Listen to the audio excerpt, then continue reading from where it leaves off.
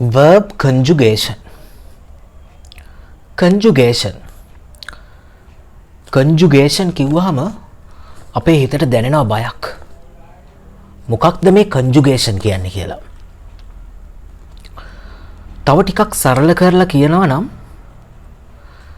different forms of a verb. different forms of a verb. මොකක්ද මේ different forms of a verb කියන්නේ? ඒ කියන්නේ ක්‍රියාපදයක විවිධ ස්වරූප. ක්‍රියාපදයක විවිධ ස්වරූප. ක්‍රියාපදයක විවිධ ස්වරූප කිව්වහමත් අපිට ටිකක් තේරෙනවා මදි මොකක් ගැනද මේ කියන්නේ කියලා. මම උදාහරණ වචනයක් ක්‍රියාපදයක් අරගෙන ඒ ක්‍රියාපදයේ තියෙන විවිධ ස්වරූප මොනවද කියලා ඔයාලට මම මුලින්ම පැහැදිලි කරන්නම්.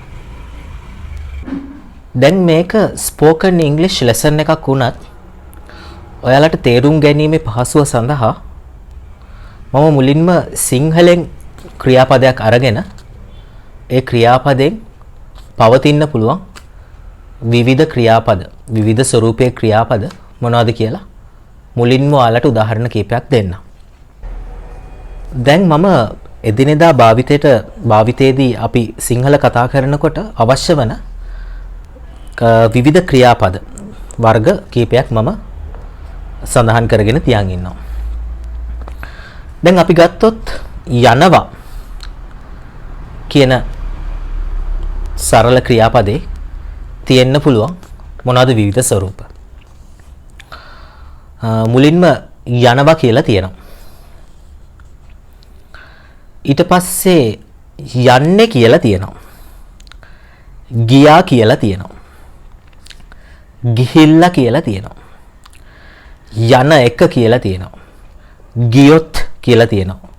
යනවා නම් ගියා නම් යන ගියපු යමු ගියත් යන්නම් යාවි යයි යනකොට ගියාට ගියාම යන්න වගේ අපිට එදිනෙදා භාවිතයේදී අවශ්‍ය කරන ගොඩක් මේ වගේ සඳහන් කරන්න පුළුවන්. දැන් මේ තමයි සිංහල කතා කරනකොට අපිට මේ යනවා කියන ක්‍රියාපදයෙන් තියෙන්න පුළුවන් විවිධ ස්වරූප. දැන් අපි ගත්තොත් එහෙම ඉංග්‍රීසි භාෂාවේ go කියන ක්‍රියාපදයට තියෙන්න පුළුවන් මොනවාද ස්වරූප? go කියලා තියෙනවා. went කියලා තියෙනවා. gone කියලා තියෙනවා. තව මොනවද තියෙන්න පුළුවන්? going කියලා තියෙනවා. තව goes කියලාත් අපිට සඳහන් කරන්න පුළුවන්. කියන්නේ ඒ වගේ කීපයක් ඉංග්‍රීසි වල තියෙනවා. නමුත් ඔයාලට දැන් දිස්සනවා ඇති සිංහල වල ඊට වඩා ගොඩාක් තියෙනවා. දැන් අපි මෙච්චර කාලයක් different forms of a verb කියලා ඉංග්‍රීසි වලින් තමයි සිංහල වලට පැන්නේ. මට අද හිතුණා වෙනසක් කරන්න ඕනේ කියලා. සිංහල වලින් ඉංග්‍රීසි වලට පැන්නොත්. ඉතින් මේක ලෝකේ කොහෙවත් තියෙන ලෙසන් එකක් නෙමෙයි. මේක මට පුද්ගලිකව හිතිලා ඔයාලගේ දැනුම සඳහා මේක ගොඩක් ප්‍රයෝජනවත් වෙයි කියන විශ්වාසය අනුව කරන දෙයක්. ඉතින් කිසියම් එක්සෑම් එකක් අරමුණු කරගෙන ඉංග්‍රීසි ඉගෙන ගන්න කෙනෙක් ඉන්නවා නම් ඇත්තටම මේක කිසිම එක්සෑම් එකක් අරමුණු කරගෙන නෙමෙයි අපි කරන්නේ. එදිනෙදා ඉංග්‍රීසි කතනයේදී ඔයාලට මේක ප්‍රයෝජනවත් වෙයි කියලා හිතලා. දැන් මම මුලින්ම සඳහන් කරා යනවා කියන ක්‍රියාපදේ. එතකොට යනවා කියන ක්‍රියාපදෙන් අපිට මොනවද හදන්න පුළුවන් සරල වාක්‍ය? මම ගෙදර යනවා. අපිට වැඩ ඇරලා ගෙදර එන අතරතුරේදී මගතොරේදී කවුරුද ඇහුවොත් අපිට කියන්න පුළුවන් මම ගෙදර යනවා කියලා. කොහොමද ඒක ඉංග්‍රීසි වලින් කියන්නේ? I am going home. I am going home. ඉතින් අද ඔයාලට පේන ඇති බොහොම සරල උදාහරණ වාක්‍ය කීපයක් තමයි ඔයාලට කියලා දෙන්නේ. සංකීර්ණ දැනුම හොයන කෙනෙක් මේ වීඩියෝ එක බලනවා නම් මම හිතන්නේ ඉගෙන ගන්න අලුත් දෙයක් නැති වෙයි. එහෙම කෙනෙක් බලනවා නම් ඔයාලට මේ දැන් උඩින් දිස්සෙනවා ඇති අපේ channel එකේ සිසිල් ගුරු මහත්මයා උගන්වන English phrases video series එක බැලුවොත් ඔයගලන්ට තරමක් සංකීර්ණ phrases ඉගෙන ගන්න පුළුවන් වෙයි. ඒත් ඒවත් එදිනදා භාවිතයට ගොඩක් වැදගත් වෙන English phrases. හරි. එතකොට මම මුලින්ම සඳහන් කරා යනවා කියන ක්‍රියාපදේ. I am going home. ඊට පස්සේ තියෙනවා යන්නේ කියලා. යන්නේ. අද මම ඔෆිස් එකට යන්නේ නැහැ. I am not going to the office today. I am not going to the office today. මම අද ඔෆිස් එකට යන්නේ නැහැ. හරි. එතකොට අපි දෙකක් ඉගෙන ගත්තා. යනවා කියන එකයි යන්නේ කියන එකයි. තව අපි මුලින් සඳහන් කරා ගියා කියන එක. එතකොට ගියා කියන මේ අතීත කාල ක්‍රියාපදයෙන් හදන්න පුළුවන් සරල වාක්‍යයක් තමයි මම මාකට් එකට ගියා. I went to the market. I went to the market. මම මාකට් එකට ගියා. ඊට පස්සේ ගියේ කියලා තියෙනවා. ගියේ. ගියේ කියන එකට දෙන්න පුළුවන් උදාහරණ වාක්‍යයක් තමයි මම මගේ කලින් යාළු වෙලා හිටපු කෙල්ලව හම්බෙන්න ගියේ නැහැ. කොහොමද ඒක ඉංග්‍රීසි වලින් කියන්නේ? ගියේ නැහැ.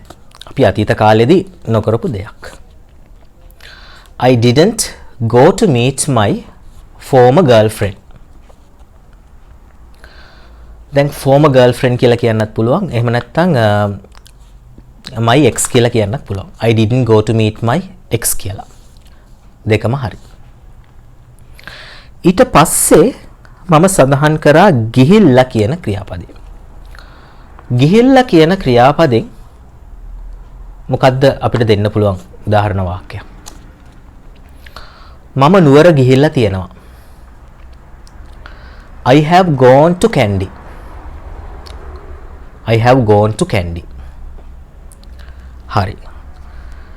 ඊට පස්සේ මම සඳහන් කරා යන එක කියන ක්‍රියාපදය. යන එක. එච්චර දුර පයින් යන එක අමාරුයි. පයින් යන එක. කොහොමද මේක අපි ඉංග්‍රීසි වලින් කියන්නේ?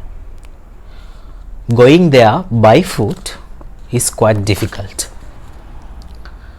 එහෙම නැත්නම් going there walking is quite difficult කියලා කියන්නත් පුළුවන්. දෙකම හරි. කතා කරද්දී දෙකම පාවිච්චි කරන්න පුළුවන්. එතකොට අපි දැන් 6ක් ඉගෙන ගත්තා. යනවා, යන්නේ, ගියා, ගියේ, ගිහිල්ලා, යන එක. තව අපිට එකක් සඳහන් කරන්න පුළුවන් ගියොත් කියලා. ගියොත්. ඔයා එහෙ ගියොත් මාත් එන්නම්. If you are going there, I will also come with you. If you are going there, I will also come with you. ඔයා එහෙ ගියොත් මාත් එන්නම්. දැන් ගියොත්. හැබැයි අපිට ওই සිංහල වාක්‍යම ඔයා එහෙ යනවා නම් මාත් එන්නම් කියලා කියන්න පුළුවන්. ගියොත් යනවා නම් සිංහලෙන් පොඩි වෙනසක් තියෙන්න පුළුවන්. නමුත් ඒක ඉංග්‍රීසි වලට එනකොට අපිට එකම විදිහට තමයි කියන්න වෙන්නේ. ඒකට අපිට ගියොත් යනවා නම් එහෙම තිබ්බොත් අපිට if කියන එක තමයි අපිට ප්‍රයෝජනවත් වෙන්නේ. ඊට පස්සේ අපිට තියෙනවා යන කියන උදාහරණ වචනෙට වාක්‍යයක් දෙන්න. යන ඒකත් ස්වරූපයක්නේ. අර පාර දිගේ යන මිනිහව ඔයා දන්නවද? අපිට සිංහලෙන් එහෙම අහන්න පුළුවන්. අර පාර දිගේ යන මිනිහව ඔයා දන්නවද? ඒක කොහොමද ඉංග්‍රීසි වලින් අහන්නේ? Do you know that man who is going along the road? Do you know that man who is going along the road? හරි. ඊට පස්සේ අපිට තියෙනවා ගියපු. ගියපු කියන වචනේත් ඇවිල්ලා යනවා කියන ක්‍රියාපදයෙන් හැදෙන විවිධ ස්වරූපයක්. සිංහලෙන් උදාහරණ වාක්‍යයක් දෙනවා නම් ඊයේ ඔයාගේ ගේ ඉස්සරහින් ගියපු ට්‍රක් එක කැඩිලා. සිංහලෙන් එහෙම කියන්න පුළුවන්. ඊයේ ඔයාගේ ගේ ඉස්සරහින් ගියපු ට්‍රක් එක කැඩිලා. The truck which went past your house yesterday has broken down. The truck which went past your house yesterday has broken down. හරි. එතකොට අපි ඉගෙන ගත්තා යනවා යන්නේ ගියා ගියේ ගිහිල්ලා යන එක ගියොත් ගියා නම් යන ගියපු. ඊට පස්සේ තියෙනවා යමු කියලා එකක්. අපි වෙන කොහේ හරි යමු. Let's go somewhere else. Let's go somewhere else. අපි වෙන කොහේ හරි යමු. යමු කියන එකත් යනවා කියන එකෙන් හැදෙන එක්තරා ස්වරූපයක්. තව තියෙනවා ගියත් කියලා. ගියත් කියන එක ටිකක් විතර ඉංග්‍රීසි වලට එනකොට ටිකක් විතර සංකීර්ණයි. මම ඒකෙන් උදාහරණ දෙකක් විතර ඔයාලට දෙන්නම්. එයා නුවන්ව හම්බෙන්න කීප සැරයක් ගියත් එයාට නුවන්ව හම්බෙන්න බැරි වුණා. එයා නුවන්ව හම්බෙන්න කීප සැරයක් ගියත් එයාට නුවන්ව හම්බෙන්න බැරි වුණා. සිංහලෙන් අපිට එහෙම කියන්න පුළුවන්. කොහොමද අපි ඔක ඉංග්‍රීසි වලින් කියන්නේ? Even though he went several times to meet Nuwan, he couldn't meet him. Even though he went several times to meet Nuwan, he couldn't meet him. හරි. තවත් ගියත් කියන එකට උදාහරණ වාක්‍යයක් දෙන්න කැමති. ඔයා එහෙ ගියත් නැතත් මම අනිවාර්යෙන්ම යනවා. සිංහලෙන් අපි එහෙම කියනවනේ. ඔයා එහෙ ගියත් නැතත් මම අනිවාර්යෙන්ම යනවා. Whether you go there or not, I am definitely going there. Whether you are going or not, I am definitely going there. හරි. එතකොට තව එකක් මම සඳහන් කරා යන්නම් කියන එක. යන්නම්. හරි මම හෙට එහෙ යන්නම්. Okay, I will go there tomorrow. Okay, I will go there tomorrow. හරි මම හෙට එහෙ යන්නම්. ඊට පස්සේ තියෙනවා යාවි කියන එක. එයා කවදා හරි ඇමරිකාවට යාවි. අනාගත කාලේ. ඈත අනාගතයේ වෙන දෙයක්. will දාලා කියන්න ඕනේ. යාවි. Someday he will go to America. Someday he will go to America. ඊට පස්සේ තියෙනවා යයි කියලා එකක්. යයි. එයා සමහර විට පිටරට යයි. සිංහලෙන් අපිට කියන්න පුළුවන් නේ. එයා සමහර විට පිටරට යයි. He might go abroad. He might go abroad. He might go abroad. ඊට පස්සේ තියෙනවා යනකොට. සිංහලෙන් අපි යනකොට කියන එක පාවිච්චි කරනවා. මම හැමදාම ඔෆිස් එකට යනකොට මට එයාව හම්බෙනවා. මම හැමදාම ඔෆිස් එකට යනකොට මට එයාව හම්බෙනවා. Every day when I go to the office, I meet him. Every day when I go to the office, I meet him. ගියාට මම ලංකාවට ගියාට පස්සේ මම ජොබ් එකක් හොයා ගන්නවා. එහෙම නැත්නම් ලංකාවට ගියාම කියලා කියන්නත් පුළුවන්. මම ලංකාවට ගියාම මම ජොබ් එකක් හොයා ගන්නවා. එතකොට ගියාට කියන එකයි ගියාම කියන එකයි වෙනසක් නැහැ මේ වාක්‍යයේදී. කොහොමද ඔක ඉංග්‍රීසි වලින් කියන්නේ? After I go to Sri Lanka, I will find a job. එහෙම නැත්නම් after going to Sri Lanka, I will find a job කියලා කියන්නත් පුළුවන්. දෙකම හරි. ඊට පස්සේ මම සඳහන් කරගෙන තිනවා යන්න කියන එක. යන්න.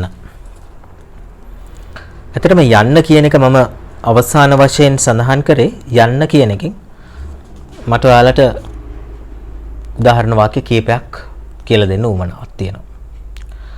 දැන් අපි සිංහලෙන් කියනවා නම් මම නැතුව යන්න එපා. Don't go without me.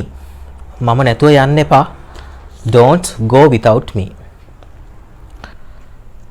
යන්න කලින් මට පොඩ්ඩක් කතා කරන්න. Call me before you go. Call me before you go. මට දැන් ඔයත් එක්ක යන්න ඕනේ. මට දැන් ඔයත් එක්ක යන්න ඕනේ. I want to go with you now. I want to go with you now. මට දැන් ඔයත් එක්ක යන්න ඕනේ. මට තනියෙන් යන්න පුළුවන්. I can go alone. මට තනියෙන් යන්න පුළුවන්. I can go alone. එහෙ යන්න ඔයා ලස්සනට අඳින්න ඕනේ. එහෙ යන්න ඔයා ලස්සනට අඳින්න ඕනේ. එහෙ යන්න නම් to go there. එහෙ යන්න to go there. ඔයා ලස්සනට අඳින්න ඕනේ. You have to dress smartly. You have to dress smartly. To go there, you have to dress smartly. අද දවසේ අවසාන එක. දැම්මම යන්න. දැම්මම යන්න. Go now itself. Go now itself. Go right now කියලා කියන්නත් පුළුවන්. Go now itself. හරි. මම විශ්වාස කරනවා අද පාඩම ඔයාලගේ ඉංග්‍රීසි කතනයට ගොඩක් උදව් වෙයි කියලා. නැවතත් මේ වගේ වීඩියෝ එකක් එක්ක හම්බෙමු.